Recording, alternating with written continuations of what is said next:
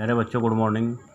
प्यारे बच्चों, class 12th में बायोलॉजी में हम जो लेसन पढ़ रहे हैं वो पढ़ रहे हैं खाद्य उत्पादन में वृद्धि की कार्यनीति। और इस लेसन के हमने बहुवैकल्पिक क्वेश्चन कवर कर दिए। एक एक नंबर में जो आपकी परीक्षा में आते हैं, एक एक नंबर के अति लघु क्वेश्चन हमने कवर कर दिए।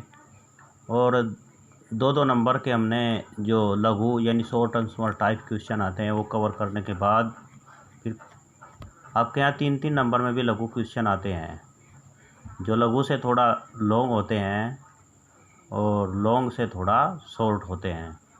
तो 3-3 नंबर वाले लघु अब हम कर रहे हैं, उनमें से हमने कुछ क्वेश्चन कवर कर लिए।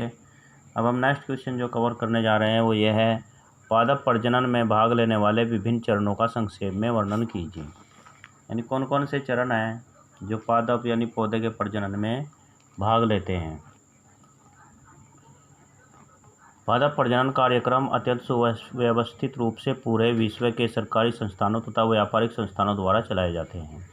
यानी पूरे संसार में पौधों के प्रजनन के कार्यक्रम चलाए जाते हैं, पूरे विश्व में चलाए जाते हैं, इंटरनेशनल लेवल पर चलाए जाते हैं। और ये कुछ व्यापारिक संगठनों के द्वारा चलाए जाते हैं और सरकारों के द्वारा भी सभी देशों में चलाए जाते हैं। फसल की एक नई आनुवांशिक नस्ल के प्रजनन में निम्नलिखित मुख्य चरण हैं। अब व्यापारिक संगठन वो होते हैं, जैसे आप बहुत सारे बीज मार्केट में आते हैं, विभिन्न कंपनियों के नाम से आते हैं, प्राइवेट कंपनियों के नाम से बहुत सारे बीज मार्केट में आते हैं, कुछ सरकारी कंपनियों के नाम से आते हैं। तो सभी अपने तरीके से इसको महत्व देते हैं। आनुवांशिक नस्ल के प्रजनन में निम्नलिखित मुख्य चरण होते हैं। फसल की एक नई आनुवांशिक नस्ल जो है उसके प्रजनन के कौन कौन से चरण होते हैं वो ये हैं। परिवर्तनशीलता का संग्रहण। किसी भी प्रजनन कार्यक्रम का मूलाधार आनुवांशिक परिवर्तनशीलता है। बहुत सी फसलों में यह गुण उन्हें अपनी पूर्ववर्ती आनुवांशिक जंगली प्रजातियों से प्राप्त होता है। किसी फसल में पाए जाने वाले सभी जीन्स के विविध एलील के समस्त संग्रहण यानी पादप बीजों के रूप में को उसका जनन द्रव्य यानी जर्म प्लाज्म संग्रहण करते हैं। तो ये नेक्स्ट हो गया जनकों का मूल्यांकन तथा चयन। पादपों को उनके लक्षणों के वांछनीय संयोजन के साथ अभिनिर्धारित किए जाने के लिए जनन द्रव्य यानी जर्म प्लाज्म को मूल्यांकित किया जाता है। चयन किए गए पादपों की संख्या वृद्धि कर उनका प्रयोग संकरण की प्रक्रिया में किया जाता है। यानी सबसे पहले चयन करते हैं जो अच्छी वैरायटी के होते हैं जनक, जिनसे नया पौधा उत्पन्न किया जाता है, नई जाति नई नस्ल तैयार की जाती है। इस प्रकार वांछनीय एवं शुद्ध वंशक्रम तैयार कर लिया जाता है। तो इस तरीके से ये होता है। और अब आगे कौन सा प्रकार है इसका, गाय में आ जाओ।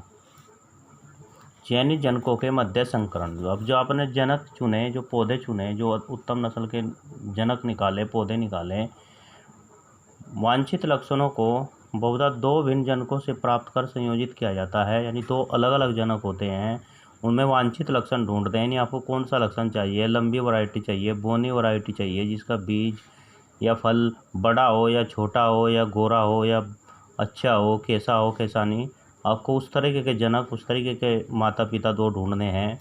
यह संकरण द्वारा संभव है कि जनकों के संकरण से वांछित अनुवांशिक लक्षणों का संगम एवं एक पौधे में हो सके, तो फिर उनका संकरण कराया जाता है। यानी हाइब्रिडाइजेशन इसको संकरण कहते हैं। चूँकि सभी आपको बहुत सुनने में आता है कि हाइब्रिड बीज है, भाई हाइब्रिड बीज है, तो संकर बीज होते हैं, संकर नस्ल होते हैं। हाइब्रिड सब बहुत प्रयोग किया जाता है, संकर नहीं किया जाता।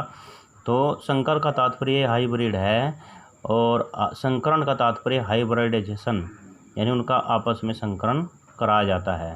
तो यानी दो नस्ल के पौधों से एक नया बीज तैयार किया जाता है, नए पौधे का उत्पादन होता है, इसी को हाइब्रिड कहते हैं। जैसे उच्च प्रोटीन गुणवत्ता वाले जनक तथा रोग प्रतिरोधक जनक के संयोजन से वांछित उच्च प्रोटीन गुणवत्ता एवं रोग प्रतिरोधक आनुवांशिक लक्षण वाला पौधा प्राप्त किया जा सकता है। यानी हमें उच्च प्रोटीन का पौधा चाहिए तो उससे जो आगे वाले पौधे तैयार होंगे वो भी उच्च प्रोटीन वाले ही होंगे। श्रेष्ठ पुनर्योगज का चयन तथा परीक्षण। प्रजनन उद्देश्यों को प्राप्त करने में चयन की यह प्रक्रिया अत्यंत महत्वपूर्ण है। इसके अंतर्गत संकरों यानी हाइब्रिड्स की संतति से ऐसे पौधों का चयन किया जाता है जिनमें वांछित लक्षण संयोजित हो। स्वपरागण द्वारा शुद्ध लक्षणों को प्राप्त किया जाता है। नेक्स्ट है नए कंसनों का परीक्षण। निर्मुक्त होना तथा व्यापारीकरण। नए चयनित वंश क्रम को उनके उत्पादन तथा अन्य गुणवत्ता, रोग प्रतिरोधकता आदि गुणों के आधार पर मूल्यांकित किया जाता है। यानी आप जो नया पौधा चयन करोगे वो इस प्रकार का करोगे कि उस अच्छी गुणवत्ता का हो, ज़्यादा उत्पादन हो। मान लीजिए गेहूं का ही पौधा तैयार करना है, गेहूं का ही बीज तैयार करना है, तो वो करेंगे जिसका उत्पादन आने वाले से टाइम में पैदावार ज़्यादा हो, यानी गुणवत्ता भी अच्छी हो, उसके जो आगे प्रोडक्ट तैयार होने हैं वो भी अच्छे हो, रोग प्रतिरोधकता हो, यानी रोगों से लड़ने की अक्षमता उसके अंदर हो।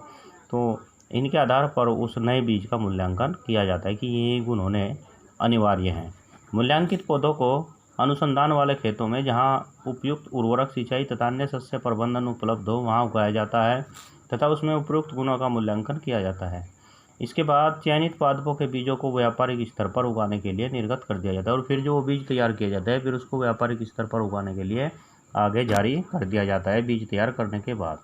तो यहाँ तक ये क्वेश्चन आप साफ और सहज तरीके से इसको नोट कर लेना है, याद भी कर लेना है। नेक्स्ट है जैव प्रबलीकरण का क्या अर्थ है, व्याख्या कीजिए। इंपॉर्टेंट क्वेश्चन है, इसको हम कल कवर करेंगे।